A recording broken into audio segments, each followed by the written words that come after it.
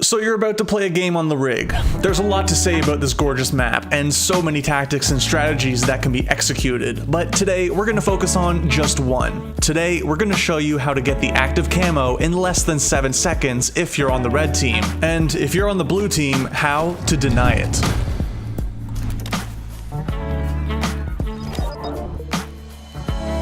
Now, there's so many routes you can take to get the active camo, and each have their pros and cons, but if you spawn on the red team, this is among the fastest ways. Let's see how it's done. As soon as you spawn, hold forward and start sprinting up the stairs and jump onto the engine platform. While you're mid-jump, adjust your angle so you're facing the active camo. As you're on your descent, you're going to thrust slide towards the camo. A thrust slide is when you thrust out of a sprint and hit crouch right after. This will allow you to cover more ground and keep your movement flowing. Next, right as you exit the slide animation, jump. This will launch you even farther. It's important to keep holding forward through this entire process. Otherwise, these individual movements won't connect to form the full thrust slide. It's very important to mention that in order to do the thrust slide, you will need to tweak your settings a little bit. You want to make sure you turn off maintain sprint and toggle crouch. This will not work without these adjustments. If you time it correctly, you will launch yourself full speed to the active camo and grab it, at which point you can either jump up to Whitehall or drop down to sewers or basement.